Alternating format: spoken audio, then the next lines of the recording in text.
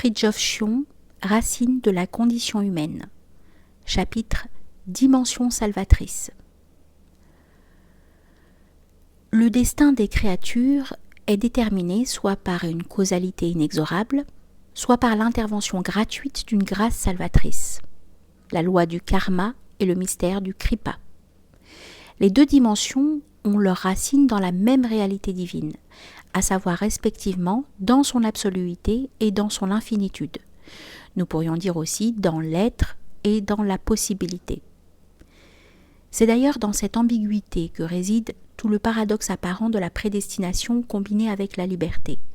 Les hindous font volontiers valoir contre le dogme sémitique de la prédestination que la théorie du bon et du mauvais karma, la loi des actions et des réactions concordantes.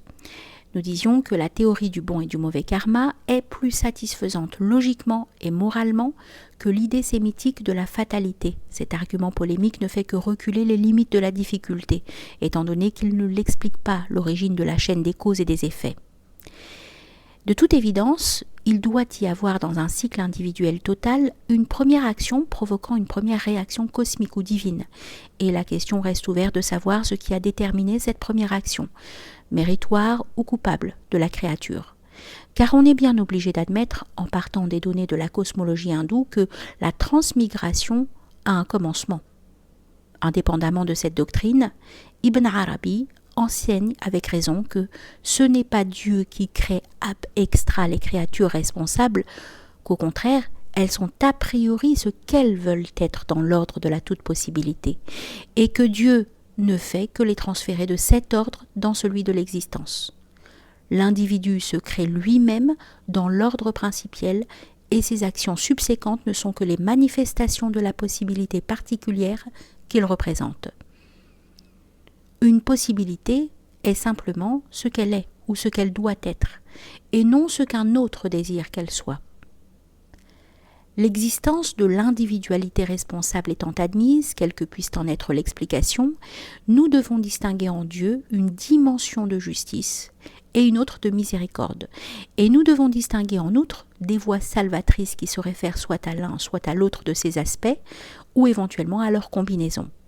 C'est l'opposition, pour ainsi dire classique, entre une voie de l'action et du mérite et une voie de la grâce.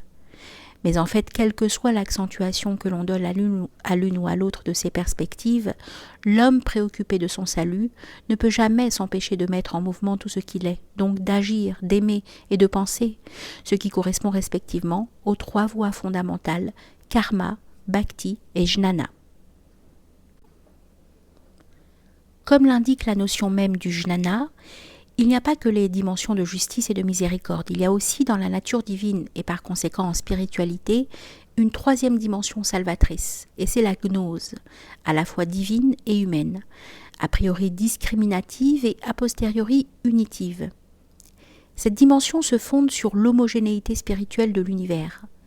La gnose libère en vertu de l'identité profonde et en quelque sorte immanente entre le moi humain, Jivatma, et le divin soi Atma, ce que ni les partisans de l'action méritoire ni ceux de la foi rédemptrice ne sont prêts à reconnaître, étant donné qu'ils voient dans la gnose une solution de facilité et une usurpation de leurs droits spirituels considérés comme exclusifs. En réalité, le jnani, l'homme de la gnose, intègre et l'action et la foi, ou l'amour dans sa voie. Mais ce n'est pas parce qu'il croirait que ces positions le libèrent par elles-mêmes, c'est uniquement à titre de support ou de concomitance de sa connaissance libératrice ou disons de son intuition de l'unité universelle. Car d'une part, qu'on le veuille ou non, la prononciation bien intentionnée d'une formule sacrée, et l'homme est essentiellement un être parlant, est une action méritoire. Et d'autre part, il n'y a pas de conscience intellective qui ne s'accompagne d'un élément de foi, de shraddha, donc de grâce et de confiance. En un mot, on ne réalise pas l'impersonnel sans l'aide du Dieu personnel. Les partisans de l'action méritoire font volontiers valoir que seule l'action, étant un facteur objectif, comporte une certitude contrôlable, alors que la foi et la connaissance, étant des facteurs subjectifs, demeurent incertains et aléatoires. Ils ne perçoivent évidemment pas les éléments d'objectivité que comportent les voies différentes de la leur. Les partisans de la foi salvatrice font valoir de leur côté que seule la foi émergeant de la conscience de notre impuissance a le don d'émouvoir la divinité. La miséricorde sauve irrésistiblement ceux qui s'ouvrent à elle. Notre action, nos actions et nos connaissances ne sauraient y ajouter quoi que ce soit. Au point de vue de la connaissance unitive et libératrice, au contraire, on ne condamne aucune perspective légitime. On admet l'efficacité des deux autres points de vue mentionnés, mais avec la réserve que seul le jnana permet d'atteindre le but suprême, ou de l'atteindre d'une façon directe. C'est-à-dire que pour le jnana, les deux autres voies, karma marga et bhakti, sont des étapes vers le sommet des possibilités célestes, le brahmaloka. Selon une formule hindoue, la majesté de la loi est mariée avec la compassion pardonnante de l'amour. C'est ce qu'expriment les couples divins, le pôle mâle manifestant la rigueur, donc la justice, et le pôle féminin, la douceur, donc la miséricorde. Ces deux pôles, ou ces deux dimensions de la divinité, paraissent se contredire non sur le rapport de leur complémentarité, bien entendu, mais sous celui de leur opposition. La justice inexorable semble être incompatible avec la miséricorde gratuite. Or, les deux principes se trouvent enracinés dans une logique divine supérieure, laquelle résout leur opposition, et c'est là la toute possibilité tissée d'absoluité et d'infinitude. Tout le mystère de ces deux dimensions à première vue inconciliables, la justice et la miséricorde, réside, en dernière analyse, dans la différence des rapports possibles entre Atma et Maya, l'absolu et le relatif. L'un de ces rapports étant séparatif, discontinu et fondé sur la transcendance, et l'autre étant unitif, continu et fondé sur l'immanence.